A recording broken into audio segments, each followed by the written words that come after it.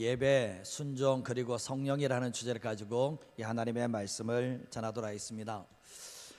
이제 좀 전에 찬양하는 가운데 그런 마음이 좀 들더라고요. 예수 믿으려면 제대로 믿자. 예수 믿으면 제대로 믿자. 그래야지 행복이 있고 만족이 있는데, 예수 믿는다는 것이 정말 행복인데 예수님을 믿는 것도 아니고 안 믿는 것도 아니고 이런 삶을 살아가는 사람들 속에는 보면 지치고 힘든 밖에 없습니다. 정말 예수님을 충만하게 믿게 될 때, 정말 제대로 믿게 될 때 하나님의 놀라운 은혜가 있는 것이지, 이것도 아니고 저것도 아니고 정말 주님께 한 발도 없고 세상에 한 발도 없고 이런 삶을 살아가는 삶 속에는 만족이 없습니다. 그래서 우리가 예수 믿는 삶이 세상 사람들이 우리를 부러워하는, 우리가 세상 사람을 부러워하는 게 아니라 세상에 믿지 않는 사람들이 정말 너희들이 뭐 때문에 그래 기쁘냐, 뭐 때문에 그래 행복하냐, 예수 때문이라고 말할 수 있는 하나님의 사람이 되기를 주님의 이름으로 축복합니다.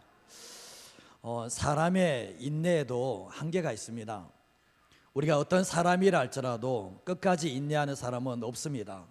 어느 정도까지는 인내하지만 참지만 더 이상은 안 된다는 것을 우리는 잘 알잖아요.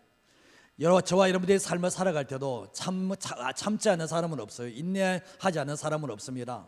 부모님께서 자녀들에게 인내하죠, 참죠, 그죠? 한계가 있습니다. 그 한계가 어느 한계를 넘었으면 결국 부모님도 터진다는 것을 우리가 알게 되지만, 우리가 보면 인내는 쓰나 열매는 달다, 인내는 쓰나 열매는 달다 얘기를 하지만, 사실은 인내의 열매를, 단 그 열매를 거두기까지 얼마나 인내하는 것이 힘들다는 것을 모르는 사람은 없다고 생각합니다. 성경에서 하나님은 소망의 하나님이기도 하지만 하나님은 인내의 하나님, 오래 참음의 하나님이라고 말씀하고 있거든요. 하나님은 오래 참고 또 참으시거든요. 그러나 하나님의 인내에도 한계가 있다는 것을 말씀을 통해서 보게 됩니다. 하나님께서 인내하고 인내하시지만 아무리 기다려도 도저히 안 되겠다 생각할 때는 하나님께서 인내의 한계를 드러내시며 손을 대시는 장면이 성경에 참 많이 나옵니다. 하나님께서는 먼저 손대기 전에 끊임없이 경고하고 끊임없이 말씀을 하십니다. 그러나 끊임없이 기다려 주십니다. 그러나 이때 돌이키면 아무런 문제가 없어요. 이때 돌이키면 괜찮습니다. 그러나 대부분의 사람들이 이때 돌아오지 않아요. 근데 어느 순간에 하나님께 매를 맞고 자기의 심령이 공허해졌을 때 비로소 두 손 들고 돌아오는 것이 우리의 모습이라 말할 수가 있는데, 성경에서 유다 백성들이, 하나님의 백성들이 왜 징계를 받는가, 왜 심판을 당하는가 생각해 보면 하나님의 인내의 수위를 넘어가기 때문에 그래요. 하나님께서 인내할 수 있는, 참을 수 있는 그 경계선이 있는데 그것을 넘어가다 보면 결국 하나님께서 손을 대시는 장면이 성경에 나오고 있습니다. 우리가 가만히 보면 마치 브레이크 없는, 정말 이 자동차처럼 계속해서 하나님을 떠나서 내리막길 치는 삶을 살아갈 때 하나님께서는 이제 도저히 못 찾겠다. 그래서 하나님께서는 유다 백성들을 바벨론과의 전쟁에서 지게 만드시고 바벨론 포로로 끌려가는 극악적인 처방을 내리시는 모습을 보게 됩니다. 하나님이 불의하신가? 불의하지 않습니다. 하나님께서 뭔가 성급하게 행하시는가? 성급하게 행하지 않습니다. 하나님은 오래 참고 또 참으셨지만 도저히 안 된다고 생각했을 때 이런 극악적인 처방을 내리시는 모습을 보게 됩니다. 모든 전쟁은 포로를 낳습니다. 모든 전쟁에는 지는 국이 있고 또 이렇게 이기는 나라가 있기 때문에 포로를 낳게 되는데, 6.25 전쟁 동안에도 거제도 포로 수용소에 17만 명의 북한군 포로군이 수용되어 있었습니다. 그리고 또한 이 북한에 잡혀간 포로가 8만 명이 넘었다라고 얘기하잖아요.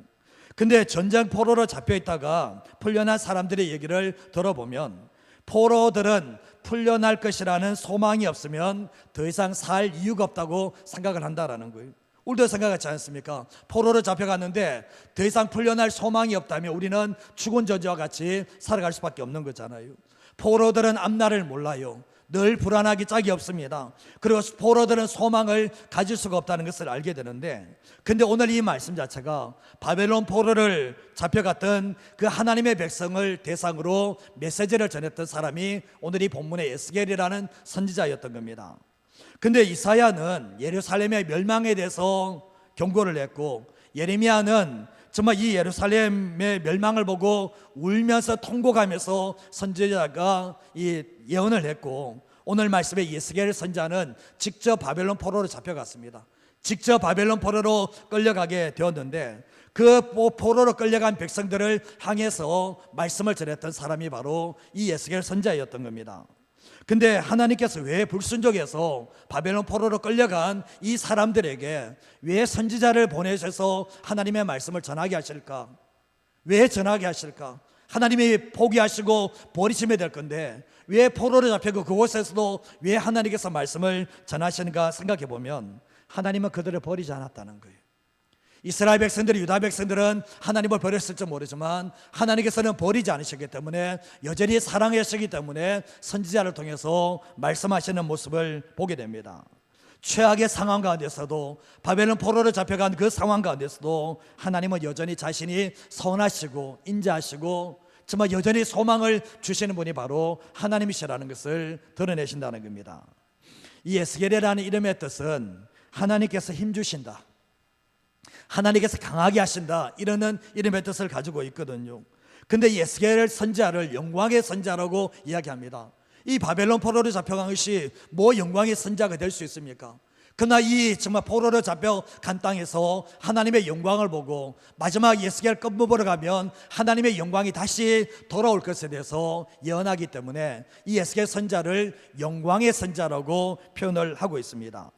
근데 에스겔서 1장부터 24장까지는 유다의 심판에 대해서 이야기하고 있고 25장부터 32장까지는 주변 나라들에 대한 심판을 말씀하고 있고 33장부터 48장까지는 예루살렘이 멸망 후에 다시 회복할 것에 대해서 말씀하고 있는데 삶이 회복되어지고 예배가 회복되어질 것에 대해서 말씀을 하고 있습니다.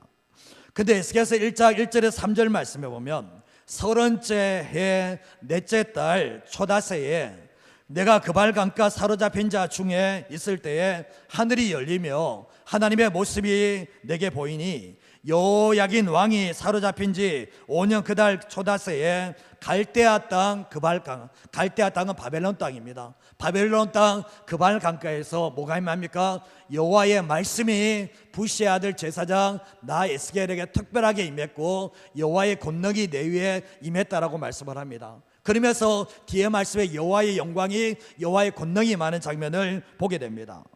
근데 하나님께서 오늘 제가 새벽에도 말씀을 드렸지만 하나님께서 준비된 사람이 있으면 찾아오십니다.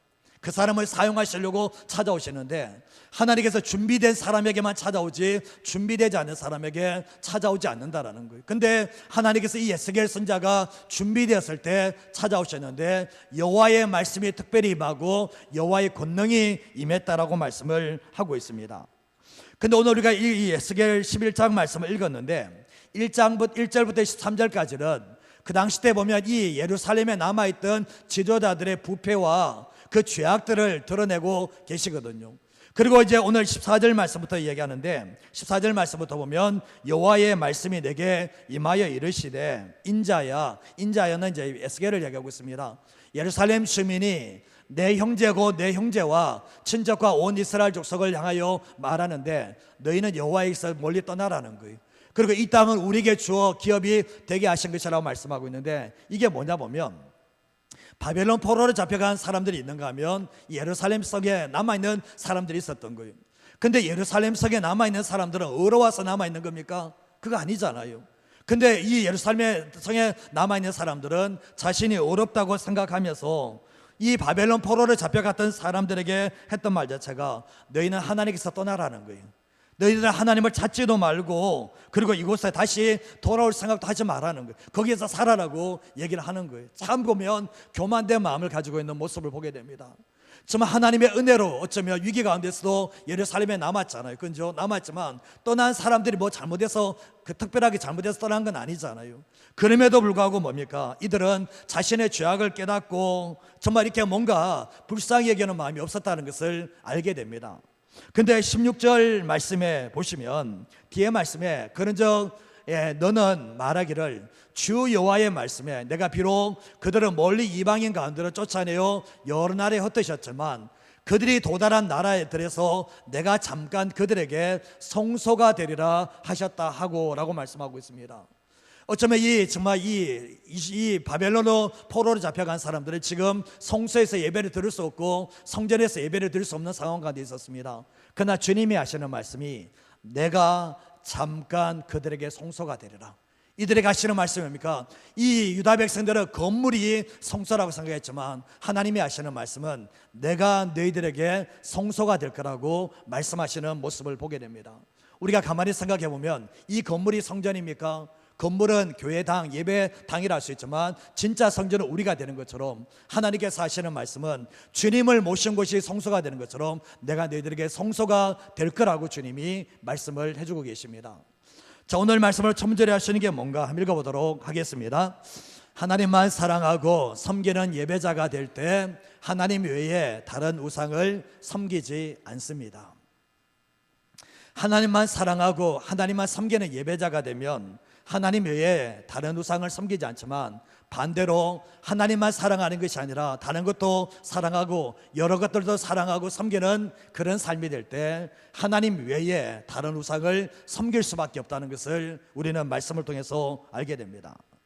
하나님이 원하는 게 뭘까 생각해 보면 하나님은 자신만 사랑하고 자신만 섬기기를 원해요. 그리고 하나님께서 맡겨진 사명들을 감당하기를 원하는데 우리가 예배는 은혜를 받기 위해서 드리는 거 아닙니다. 예배는 은혜 받기 위해서 드리는 게 아니에요. 예배는 하나님을 높이기 위해서 예배 드리는 거예요. 하나님을 이름을 높이는 그곳에 하나님께서 은혜를 주시는 건데 순서가 바뀌면 안 된다는 거예요. 내가 예배 시간에 은혜 받기 위해 온다? 아니요. 하나님의 이름을 높이기 위해서 오는 거예요. 하나님의 이름을 높이는 그곳에 뭡니까? 하나님께서 강림하셔서 은혜 주시는 하나님의 역사가 있게 되는 거예요. 100주년 기념교회를 은퇴하신 목사님 아시죠? 유튜브에 설교 많이 나오는데 저도 지난 주간에 이제 설교 그분이 하시는 설교를 좀 들었는데 그런 얘기 하시더라고요.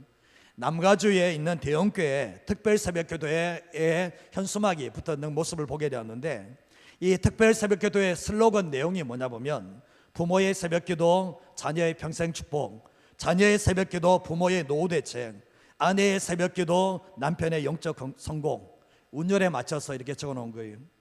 부모의 새벽기도는 자녀의 평생 축복이 되고 자녀의 새벽기도가 부모의 노후 대책이 되고 아내의 새벽기도가 남편의 영적 성공을 이룬다, 이런 것을 했는데 우리가 교회를 다니는 궁극적인 목이 여기에 있습니까? 우리가 교회 다니는 목적이 좀 하나님의 섬기는 목적이 축복 때문에 섬기는 겁니까? 내 노후 대책 때문에 주님을 섬기는 겁니까? 뭐가 잘못돼도 한참 잘못된 거죠. 예수님이 십자가에 죽으신 이유가 우리의 평생 축복 때문에, 평생 노후 대책 때문에 십자가에 죽으셨습니까? 그건 아니잖아요. 우리의 믿음의 대상이 뭡니까? 만약 이런 사고를 가지고 있다면 무당의 굿당을 찾는 것과 불교 사찰을 찾는 것과 뭐가 다르냐고 얘기하더라고요. 똑같다라는 거예요. 되돌아보면 저도 공감합니다. 우리가 만약 축복 때문에 하나님을 섬기는 것이라면 정말 부처에게 가서 절하는 사람하고 우리하고 뭐가 차이 있는지를 한번 생각해 보실 필요가 있는데, 물론 우리의 삶 속에 믿음의 대상이 뭡니까? 예수님과 하나님 아버지잖아요. 우리의 삶을 살아갈 때 다른 것이 믿음의 대상이 되는 게 아니라 오직 하나님 아버지와 예수 그리스도 외에는 믿음의 대상이 될 수 없다는 것을 알게 되는데, 우리가 이 주님을 만나고 난 뒤에 복을 받기 위해서 신앙생활을 하는 게 아니라 주님의 길을 따라가기 위해서 신앙생활을 하는 거잖아요. 그렇다면 우리가 예수 믿고 난 뒤에 믿기 전에 이전의 모습과 뭐가 달라졌는가? 내가 예수님을 영접하기 전과 영접하고 난 이후에 뭐가 달라졌는지를 되돌아보셔야 되는데, 예수님을 믿는다는 게 뭡니까? 생각이 달라지고 마음이 달라지고 뜻이 달라지고 삶이 달라지는 것이 바로 예수 믿는 사람이라고 말할 수 있는데, 내가 예수 믿기 전의 모습과 믿은 모습이 차별이 없다면 죄송한 표현이지만 믿는 사람 아닙니다. 예수님을 만난 사람 아니에요.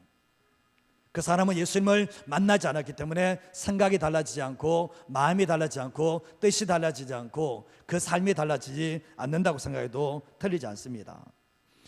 요한복음 4장 23절에서 24절 말씀을 한번 읽어볼까요? 아버지께 참되게 예배하는 자들은 영과 진리로 예배할 때가 오나니 곧 이때라. 아버지께서는 자기에게 이렇게 예배하는 자들을 찾으시느니라. 하나님은 영이시니 예배하는 자가 영과 진리로 예배할지니라. 아멘.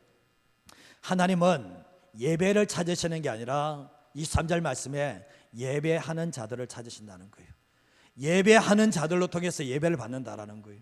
그래서 우리가 내가 예배자인가? 정말 내가 영과 진리로 예배하는 예배자인가를 되돌아보셔야 되는데, 하나님께서는 예배를 찾는 게 아니라 예배하는 자들을 통해서 예배를 찾는다라고 말씀을 하는 거죠. 그래서 이 4절 말씀에도 보면 하나님은 영이시다, 눈에 보이지 않는다는 거예요. 그 눈에 보이지 않는 하나님께서 누가 예배자인가, 누가 예배자로 어떻게 예배를 드는가, 그게 보는데 정말 영과 진리로 예배하는 그 예배자를 통해서 예배를 받으시겠다라고 말씀을 하는 거예요. 우리가 잘 아시다시피 이런 예배자는 예배 시간에 하나님께 초점을 두고 예수님께 초점을 둡니다. 예배 시간에 뭔가를 다른 것을 구하는, 나의 만족을 구하는 그러한 예배자는 되지 않습니다. 그래서 오직 하나님 한 분만으로 만족하며 주인 되시는 하나님께 모든 영광을 올려드리는 그 사람이 예배자라는 것을 알게 되는 거예요. 에스겔서 8장 3절에서 6절 말씀을 보시면 하나님께서 이제 그가 손 같은 것을 펴서 내 머리털 한 모습을 잡으며 주의 영이 나를 들어 이제 천지 사이로 올리셨다라고 말씀하고 있죠. 근데 하나님의 환상 가운데서 나를 이끌어 예루살렘으로 가는데, 안뜰로 들어가는데 북향양 문에 이르게 됩니다. 거기에 질투의 우상이 있었다라고 말하고 있죠. 그래서 4절 말씀에도 넘어가 보시면 이스라엘 하나님의 영광이 거기에 있는데 내가 들에서 보수가 같았는데, 5절 말씀에 보면 그가 내게 이르시되 인자야 이제 눈을 들어서 북쪽을 바라보라 하시기로, 내가 북쪽을 바라보니까 제단 문 어기 북쪽에 질투의 우상이 있었다라고 말씀을 합니다. 그때 그가 또 주님 말씀이 하시는 게 뭐죠? 인자 이스라엘 족속이 행하는 일을 보느냐, 그들이 여기에서 크게 가증한 일을 행하여 나로 내 성소를 멀리 떠나게 하느니라, 너는 다시 다른 큰 가증한 일을 보리라 하시는 모습을 보게 됩니다. 이 말씀을 보면 하나님께서 이스라엘 족속이 행하는 일을 보냐고 얘기합니다. 근데 그들이 우상을 하나님을 섬기는 그 성소에서 우상을 섬김으로 통해서 하나님이 나로 내 성소를 떠나게 했다라고 말씀을 하고 있는 거예요. 근데 결국 뭡니까? 정말 유다 백성들이 무너졌던 가장 중요한 요소 중에 하나가 뭐냐 보면 하나님을 예배하는 그 예배 자리에서 우상을 섬겼다는 것을 말씀을 통해서 보게 되는 거예요. 유다 백성들의 무너짐의 첫 출발이 뭐냐 보면 예배에서 무너집니다. 예배에서 무너지니까, 오직 하나님만을 위한 그 예배가 무너지니까 결국 뭡니까? 삶에서도 무너져 내리는 이런 모습을 보게 되는 거예요. 그리고 결국은 뭡니까? 하나님만 섬기는 예배자가 되면 하나님을 대체해서 우상을 섬기지 않지만 하나님만 사랑하고 하나님을 섬기는 것에 실패하게 되면 반드시 하나님을 대체해서 우상을 섬길 수밖에 없다는 것을 말씀을 통해서 얘기를 하고 있는 거예요. 11장 17절에 18절 말씀에도 보면 너는 또 말하기를 주 여호와의 말씀에 내가 너희를 만민 가운데서 모으며 너희를 흩은 여러 나라 가운데서 내가 다시 불러드리겠다는 거죠. 이스라엘 땅을 다시 너희들에게 주겠다라고 말씀을 하시면서 18절 말씀에 그들이 그리로 가서 그 가운데 모든 미운 물건과 모든 가증한 것을 제거하여 버리게 될 거다라고 말씀을 하고 있습니다. 정말 이 성소 속에서 우상을 섬겼고 이스라엘 전체가 우상 덩어리로 만들어질 건데, 하나님께서 바벨론 포로로 다시 돌아오게 하셨을 때는 그들이 결국 뭡니까? 성소에서든지 정말 산당에서든지 모든 미운 물건, 가증한 우상의 것들을 다 제거한 일이 일어날 거라고 말씀을 하고 있는 겁니다. 하나님께서 원하는 게 뭐냐? 다시 예배 회복을 원한다는 거죠. 모든 우상들을 제거해버리고 오직 하나님만 사랑하며 섬기는 그 예배가 회복되어지기를 원하는 하나님의 마음을 알게 되는 겁니다. 우리가 10계명의 1계명이 뭡니까? 나 외에는 다른 신을 내게 두지 말지니라 말씀하고 있거든요. 여기서 나 외에는 뭐냐면 내 곁에예요.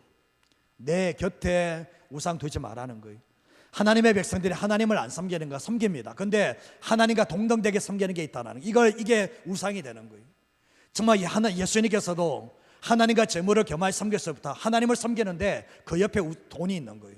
하나님이 있는데 그 옆에 자식들이 있는 거예요. 이게 뭐냐 보면 이게 우상 숭배라는 것을 말씀하고 있는 거예요.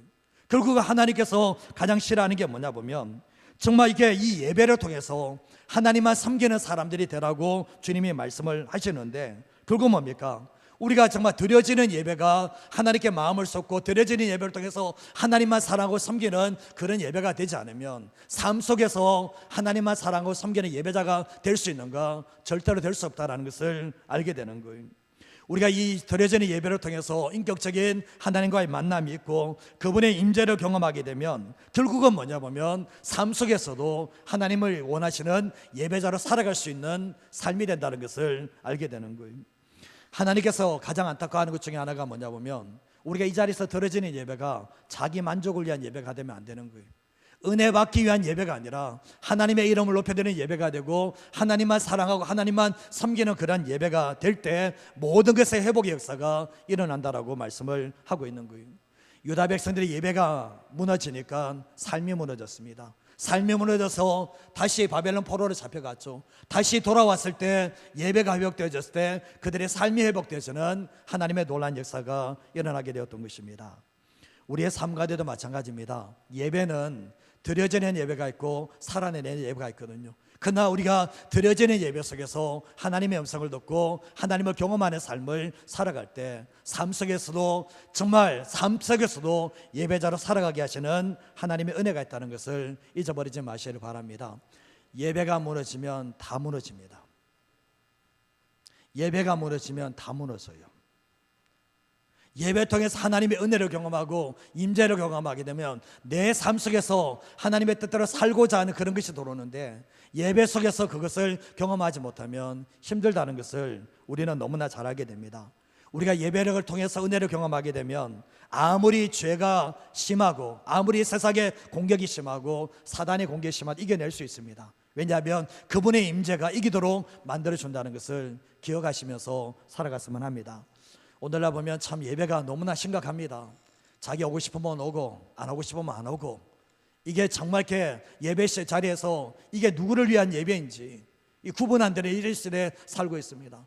한국교회가 다시 예배로 돌아가자 했을 때는 이게 지금 한국교회 예배가 무너져 내려가면 결국은 삶도 무너져 내려갈 수밖에 없고 결국은 하나님의 인내에도 한계가 있을 수밖에 없다는 것을 알게 되는 거예요. 저도 그렇고 여러분도 그렇고 기억하셔야 될 것이, 하나님을 사랑하고 섬기는 예배자가 될 때 우상을 섬기지 않는 하나님의 사람이 될 수 있다는 것을 기억하시면서 살아가시기를 주님의 이름으로 축복합니다. 두 번째로 하시는 게 뭔가 읽어보도록 하겠습니다. 하나님의 말씀에 순종함이 우리의 인생의 행복의 깊이를 더해 줍니다. 우리가 하나님의 말씀에 순종하는 것이 우리에게 행복을 준다. 그 반대로 뒤집으면 하나님의 말씀에 순종하지 않으면 우리의 삶에 우리의 심령에 행복은 없다.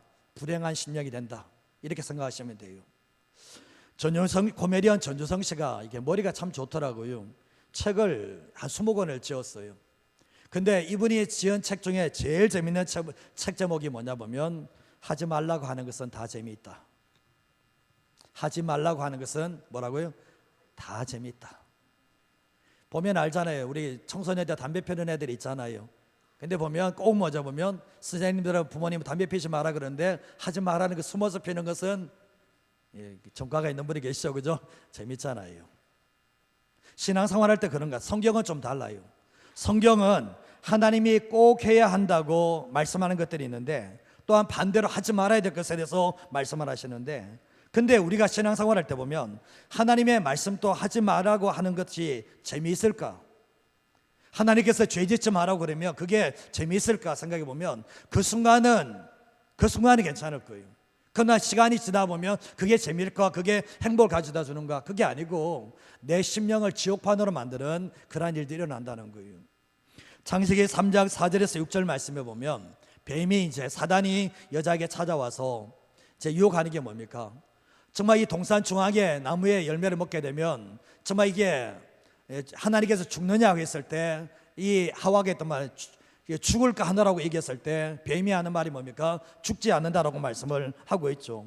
그리고 너희가 그것을 먹는 날에는 눈이 밝아져 하나님과 같이 되어서 선악을 알 줄 하나님이 아신다라고 말씀했을 때 그 여자가 그 선악을 알게 여기를 먹고 또 이 아담에게 줘서 함께 먹는 일들이 있게 되었습니다. 아담과 하와가 하나님의 말씀에 불순종했습니다. 행복했습니까? 만족이 넘쳤습니까? 하나님의 말씀에 순종해서 생명이 넘치고 기쁨이 넘치고 그거 먹기 때문에 감사가 넘치고 그랬습니까? 그렇지 않습니다. 결국은 뭡니까? 사단이 속였던 게 뭡니까? 하나님이 말씀하신 것을 불순종함으로 말미암아 너가 내 인생의 주인 되어서 행복한 인생을 살겠다고 했겠지만 그것을 먹는 순간부터 수치가 찾아왔고 그것을 먹는 순간 불행함이 찾아왔고 그거 먹는 순간부터 뭡니까? 하나님에게서 떨어지고 이 에덴 동산에 쫓겨나는 일들이 있게 되었던 거예요. 하나님의 말씀에 불순종하는 것이 행복을 가져다 주는 게 아니라 불행을 가져다 준다는 것을 말씀을 통해서 보게 되죠. 신명기 10장 12절에서 13절 말씀을 같이 한번 읽어보겠습니다. 이스라엘아, 내 하나님 여호와께서 내게 요구하시는 것이 무엇이냐? 곧 내 하나님 여호와를 경외하여 그의 모든 도를 행하고 그를 사랑하며 마음을 다하고 뜻을 다하여 내 하나님 여호와를 섬기고 내가 오늘 여호와의 명령과 규례를 지킬 것이 아니냐. 아멘. 하나님께서 요구하시는 게 있습니다. 하나님께 요구하는 게 뭐냐? 여호와를 경외하라는 거예요. 그리고 그의 도를 행하라는 거예요. 그리고 그를 사랑하고 마음을 다하고 뜻을 다하여 내 하나님 여호와만 섬기는 삶을 살아라는 거예요. 이게 하나님의 요구예요. 그러면서 13절 말씀에 보면 내가 언제요? 오늘 내 행복을 위하여 내게 명하는 여호와의 명령과 규례를 지킬 것이 아니냐. 하나님의 말씀은 내일 지키는 게 아니에요. 오늘 지키는 거예요.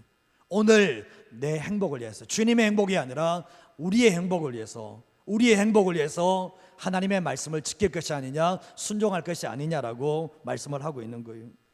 우리가 보면 삶을 살아갈 때 이 모세가 깨달았던 거죠. 율법 자체가 하라 하지 말라는 것이 이게 정말 이렇게 어쩌면 굴레처럼 부담이 되고 짐이 된다고 생각했는지 모르지만 모세가 이게 하나님을 경험하면서 깨달은 게 뭐냐 보면 하나님의 말씀에 순종하는 것이 오늘 내 행복을 위해서 주셨다는 것을 깨닫는 역사가 있게 되었는데 이스라엘 백성들은 마지막 죽는 순간까지 깨닫지 못한 게 뭐냐 보면 하나님의 말씀을 주시고 순종하는 이유가 하나님 때문이지 우리 때문이라고 생각하지 않았는데 정확하게 말씀하는 게 뭐냐 보면 우리의 삶에 정말 원하는 게 행복이잖아요. 근데 그 행복이 뭡니까? 하나님의 말씀에 순종해서 온다라는 것을 분명하게 말씀하고 계시다는 거예요. 에스겔서 5장 6절에서 7절 말씀을 보시면 그가 내 규례를 거슬러서 이방인보다 악을 더 행하며 내 율례도 그리함은 그를 둘러있는 나라들보다 더하니 이는 그들이 내 규례를 버리고 내 율례를 행하지 아니하였다라고 말씀하고 있죠.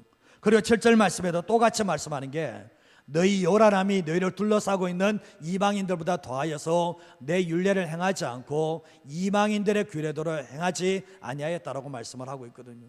이 말씀이 뭔 얘기냐? 하나님의 백성들이 믿지 않는 이방인보다 더 못하다는 거예요.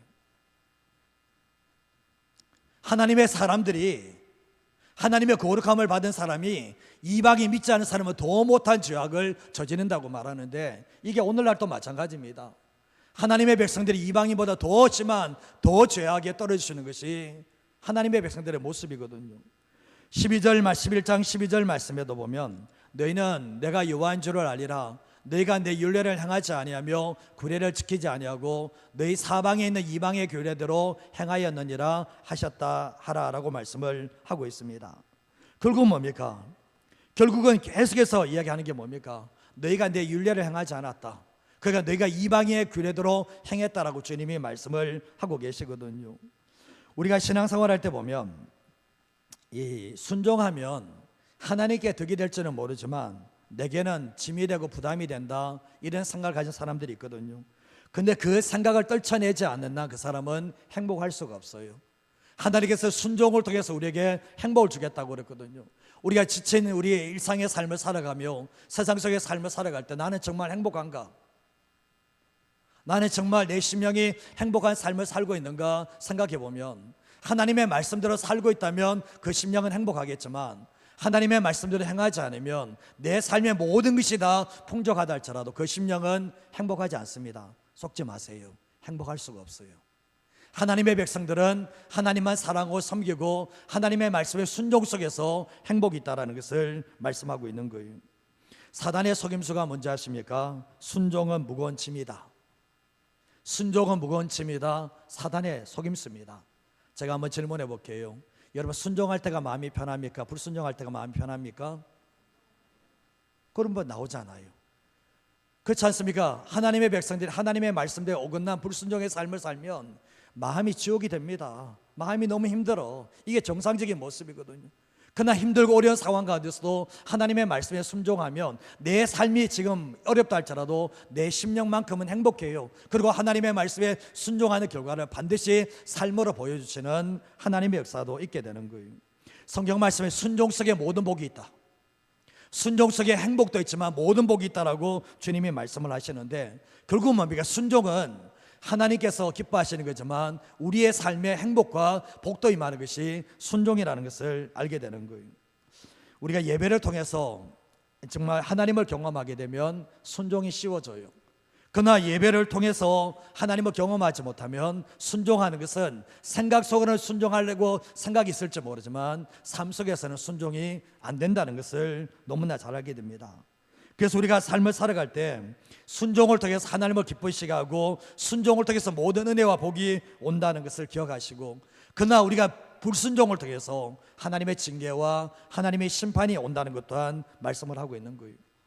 자, 우리 가만히 생각해 보면 이 마태복음 25장 말씀에 하나님께서 달란트를, 이제 주인이 달란트를 주잖아요. 5달란트, 2달란트, 1달란트 줬는데 5달란트 받은 종과 2달란트 받은 종은 곧바로 가서 주인의 뜻에 따라서 장사를 해서 이윤을 남기게 되죠. 그러나 1달란트 받은 종은 어떻게 했습니까? 주인의 명령에 순종해 봤자 저거 주인의 것이 내 것 아니야. 주인이 내게 1달란트 줘서 맡겼는데 제가 열심히 일하면 뭐해, 주인이 다 가져가는데, 이런 생각을 했겠죠. 그러다 보니까 뭡니까? 이 1달란트 받은 종은 주인의 명령에 순종하지 않고 달란트를 숨겨두게 되었습니다. 근데 가만히 생각해 보면 정말 이 1달란트 받은 종은 행복했습니까? 1달란트 받은 종이 뭔가 남은 게 있습니까? 아무것도 없잖아요. 그러나 5달란트 받고 2달란트 받은 종은 어떻습니까? 주인의 말씀에 순종했을 때 인정이 있었고 칭찬이 있었고 상이 주어졌다는 것을 말씀을 통해서 보게 되는 거예요. 예수 믿는 사람은 세상에 주는 행복으로 살아갈 수는 없어요. 예수 믿는 사람은 내 심령을 그렇게 채워낼 수는 없어요. 그래서 예수 믿는 사람들은 하나님의 말씀에 순종함으로 말미암아 하나님께서 주시는 그 행복으로 살아가는 삶이어야 되는데, 유다 백성들은 어떻습니까? 하나님의 말씀에 순종하지 않음으로 통해서 행복하지 못했습니다. 늘 불행한 삶을 살았죠. 하나님을 사랑한다고 하나님을 섬기는 삶을 놓쳐버리기 때문에, 순종하는 삶을 놓쳐버리기 때문에 행복하지 못한 삶을 살게 되었던 겁니다. 하나님의 말씀을 보면 하나님의 사람들은 세상에 그 다 가져다 줘도 행복하지 않습니다. 우리 안에 늘 불만족합니다. 그러나 참 놀랍게도요, 하나님의 사람은 하나님을 섬기고 그분의 말씀에 순종하는 삶을 살게 되면 세상은 내게 행복을 가져다 주지 못해도 하나님의 행복이 내 안에 머무는 삶을 살아간다는 것을 항상 잊어버리지 마시고 살아갔으면 합니다. 성도들이 삶을 살아갈 때 사단의 속임수에 속으시면 안 돼요. 하나님의 말씀을 벗어나서 내 마음대로 살면 행복할 거다, 사단에 속이지만 거기에 불행이 있고 거기에 어려움이 있다는 것을 항상 기억하시면서 우리가 늘 하나님의 말씀에 순종함이 우리의 인생에 행복의 깊이를 더해간다는 것을 기억하시길 바랍니다. 이전에 행복을 만약 10개 중에 1개를 했다면 이제 지나면서 10개, 2개, 3개, 4개 이렇게 순종해 나가잖아요. 그러면 순종하는 것만큼 행복이 더해집니다. 이게 성경의 말씀이고 이게 하나님의 비밀이라는 거죠.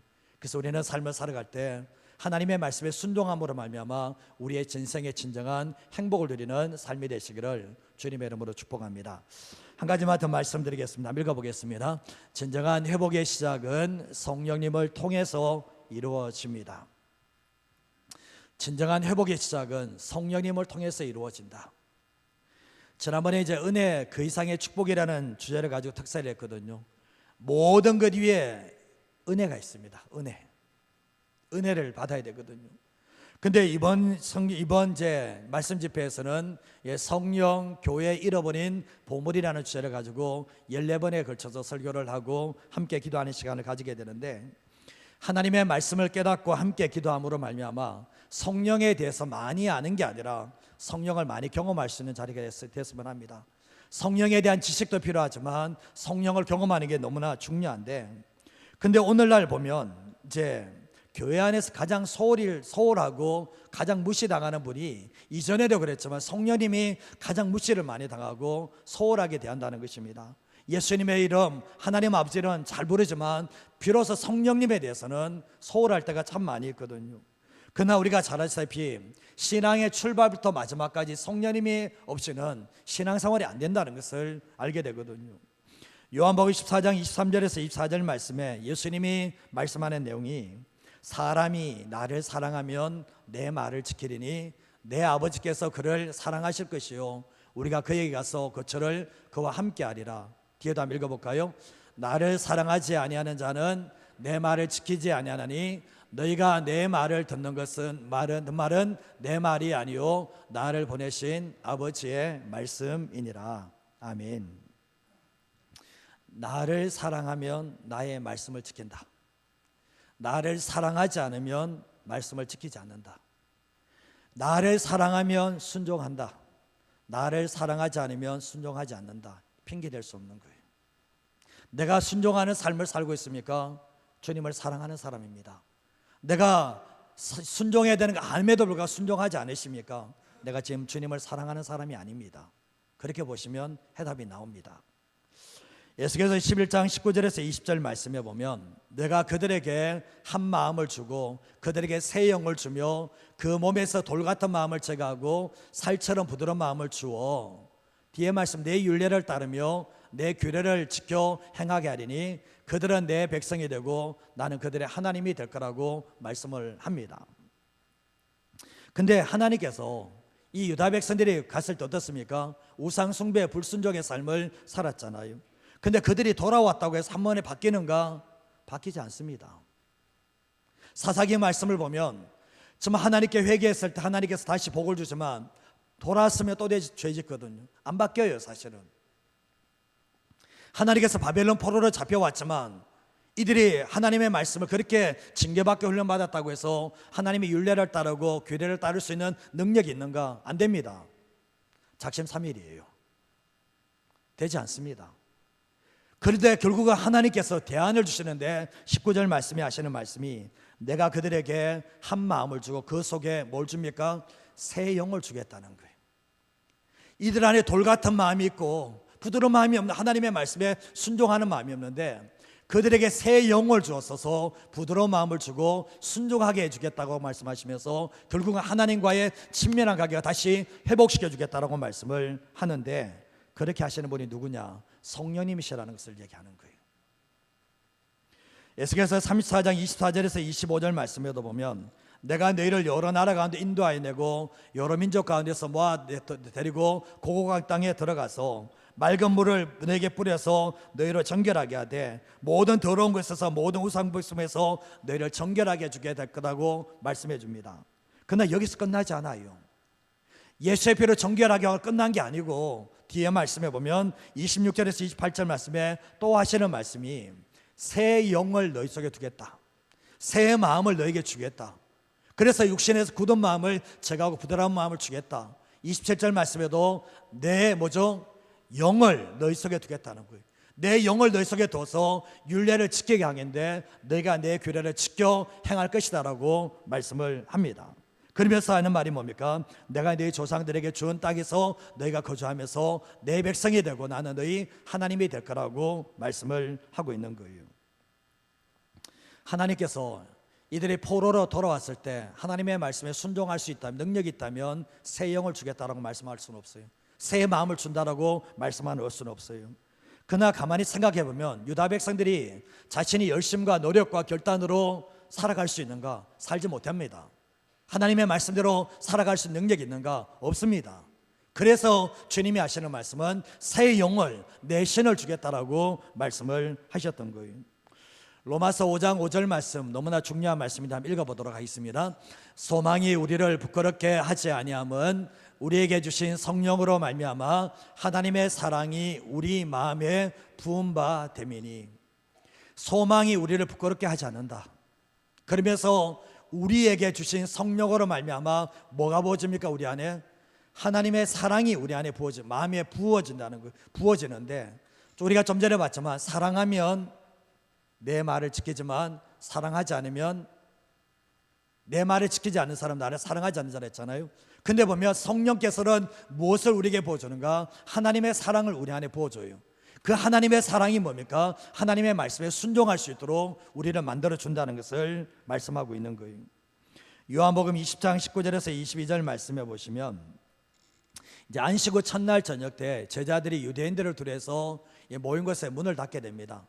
근데 예수님께서 찾아오셔서 평강이 내게 있을지어다라고 말씀을 하시죠. 그때 이 제자들이 손과 옆구리를 보이시니까 제자들이 주를 보고 너무나 기뻐합니다. 그때 예수님께서 또다시 평강이 있을지어다, 나도 너희를 세상에 보내신다 하시면서 뒤에 말씀에 보면 이 말씀을 하시고 그들을 향하사 숨을 내쉬며 이르시되 성령을 받으라, 성령을 받으라는 거예요. 예수님의 제자들이 십자가 앞에서 어떻게 됐습니까? 우리는 죽을지언정 주님을 부인하지 않습니다. 죽을지언정 주님을 떠나지 않습니다. 이 말은 진실입니다. 그러나 그렇게 행할 수 있는 능력이 없어요. 자신들의 결단의 고백처럼 행할 수 있는 능력이 없는 거예요. 그러니까 결국은 뭡니까? 정말 결국은 죽을지언정 부인하지 않는다고 하면서 다 도망가는 일들이 일어나게 되었잖아요. 근데 주님께서 이들을 찾아오신 거예요. 정말 자기들 죽을까 싶어 문을 닫고 있는 그곳에 주님이 찾아오셔서 하시는 말씀이 평강이 있을지어다 하면서 숨을 내쉬면서 성령을 받으라고 말씀을 하셨던 거예요. 왜 그렇습니까? 자신의 말한 대로 안 되는 거예요. 자신의 고백대로 안 된다는 것을 알게 되는데 주님은 이들의 연약함을 아셨던 거예요. 결단에도 무너지는 그들의 모습을 아시면서 예수님이 말씀하셨던 것은 성령을 받아야 돼. 성령을 받아야 돼. 너 나 믿는다고 그걸로 될 줄 아냐? 안 돼. 성령을 받아야 돼. 주님이 말씀을 하셨던 거죠. 근데 오순절 마가의 다락방이 사도행전에서 성령을 받고 달라졌습니다. 성령을 받고 두려운 마음이 사라지고, 성령 받고 난 뒤에 정말 염려하는 마음이 없어지고, 성령 받고 난 뒤에 강하고 담대한 마음이 들어오고, 성령 받고 난 뒤에 어떤 상황 가운데 주님도 부인하지 않고 끝까지 주님의 증인을 걸어갈 수 있는 능력이 있게 되었습니다. 왜 그렇습니까? 성령 안에는 하나님의 사랑이, 성령 안에는 예수님의 사랑이 들어있었기 때문에 그것을 받는 순간부터 어제는 부인했지만 오늘은 부인하지 않는 다른 삶을 살아갈 수가 있게 되었던 거예요. 우리의 삶 가운데는 마찬가지입니다. 새로운 삶을 살고 싶으십니까? 우리의 힘으로 안 돼요. 나 이 죄 짓고 내일 안 죄 지어야지. 아니요, 좀 전에 또 그 죄 짓습니다. 이유가 뭐라고 생각하십니까? 내 열심으로 살려고 하는 게 문제예요. 내 결단하면 결단만으로도 안 됩니다. 결단 위에 성령님이 부어지지 않으면 그 죄를 끊을 수도 없고 그 길을 또다시 반복하는 삶을 살아가게 된다는 거죠. 우리는 그렇지 않습니까? 맹세하고도 못 지킵니다. 그만큼 내 힘과 결심이 약하기 때문에 그럽니다. 그렇기 때문에 뭡니까? 하나님의 은혜를 구해야 되고, 정말 이 이스라엘 백성, 유다 백성들에게도 너희들이 규례 지킬 수 있는 능력이 없다라는 거예요. 그래서 주님이 하신 말씀이 새 영을 주시겠다라고 말씀하셨는데, 오늘날 이 마지막 시대에 주님이 하시는 말씀이 너희들도 말씀을 지킬 능력이 없다라는 거예요. 너희들이 예수 믿는다고 해서 말씀 지킬 능력이 있는가? 없다라는 거예요. 주님이 하시는 말씀이 하나님의 영을 받아야 된다는 거예요. 성령으로 충만해져야 된다는 거예요. 그때 결국 뭡니까? 성령으로 충만한 가운데서 죄를 이기고 세상을 이기고 사단을 이길 수 있는 하나님의 사람이 될 수 있다라고 말씀을 합니다. 제가 한번 질문해 볼게요. 예수 믿고 난 뒤에 다 되던가요? 예수 믿으면 다 돼요? 예수 믿으면 죄가 저절로 끊어지던가요? 내 결단하는데 다 되던가요? 내가 노력하는데 다 되던가요? 저는 안 되던데요. 예수님께서 내가 떠나가는 것이 유익이라고 하셨거든요. 내가 떠나가는 게 유익이다. 제자들에게 내가 떠나가는 게 유익이라고 말씀하셨습니다. 내가 떠나가지 않으면 보혜사 성령이 오지 못한다고 말씀. 제자들은 이해를 못했거든요. 그러나 성령을 받고 난 뒤에 깨닫는 게 뭐냐 보면, 아, 그렇구나. 하나님의 영이시고 예수의 영이신 성령께서 우리 안에 계심으로 말미암아 이겨낼 수 있는 삶을 살 수 있다는 것을 알게 되었던 거예요. 스가랴 4장 6절 말씀 마지막 구절인데 한번 읽어보도록 하겠습니다. 그가 내게 대답하여 이르되 여호와께서 스룹바벨에게 하신 말씀이 이러하니라. 만군의 여호와께서 말씀하시되 이는 힘으로 되지 아니하며 능력으로 되지 아니하고 오직 나의 영으로 되느니라. 큰 산이 평지가 되는 것, 불가능한 것이 가능한 게 되는 게 뭐냐? 힘으로도 되지 않고 능력으로 되지 않고 오직 나의 영으로 된다라고 말씀을 하는 거예요. 정말 사도행전 말씀도 그렇지만 마지막 날에 내가 내 신을, 내 영을 부으시겠다라고 말씀을 하셨거든요. 우리의 삶을 살아갈 때 성령님이 없는 신앙생활은 아무것도 없는 신앙생활이에요. 그래서 우리가 매일마다 기도해야 될 게 뭐냐 보면 내 영 위에 성령을 부어달라고. 이 기도하지 않으면 세상 속에 우리가 나가서 결단하고 노력하지만 또다시 무너져야 되는 그런 모습을 볼 수밖에 없는 거예요. 그래서 예수 믿는 사람들은 하나님 내 영에 성령을 충만하게 보달라고 기도할 수밖에 없고, 그 영을 사모하는 심령, 회개하고 영을 충만하게 받기를 기도할 때 그 성령의 능력으로 좁은 길이라 할지라도 끝까지 그 길을 달려갈 수 있는 하나님의 사람이 될 수 있다는 것을 알게 되는 거예요. 목회자가 됐다고 저절로 되는 거 없습니다. 목회자 죄 못 이깁니다. 안 돼요. 직분 소용없습니다. 그걸로 이기는 거 아니에요. 성경에서는 정확하게 말씀하는 게 나의 영이 아니면 안 된다라고 말씀하고 있거든요. 그래서 예수 믿는 사람이 이미 오셨잖아요. 우리 안에 성령님이 오셨잖아요. 그래서 예수 믿게 되었잖아요. 그러나 우리 안에 내주에 계시는 성령님이 계신가 한 건 위에서부터 내려오는 성령님도 계세요. 사도행전에서는 위에서부터 내려오시거든요. 그 성령님도 계시는 거예요. 그래서 우리가 신앙생활할 때 메마르게 신앙생활하는 게 아니라 충만하게 신앙생활할 수 있는 그게 뭐냐 보면 우리 안에 계신 성령님께서는 그분을 사모하는, 성령님을 사모하는 사람에게 성령님을 주겠다고 말씀하셨습니다. 예수님께서 누구든지 목마르거든 내게로 와서 마시라고 말씀하셨는데 그게 바로 성령님이셨던 거예요. 우리의 삶을 살아갈 때 예수 믿었다면 성령님의 갈급한 마음을 가지고 계셔야 돼요. 정말 성령님의 갈급한 마음 가지고 살아갈 때 우리의 심령 속에서 성령님을 통해서 하나님 아버지의 사랑이 들어오게 되고 하나님의 말씀에 순종하고 세상 속에서 하나님만 사랑하고 섬기는 예배자의 삶을 살아갈 수 있다는 것을 잊어버리지 마시고 살아가는 저와 여러분의 인생이 되시기를 주님의 이름으로 축복드립니다.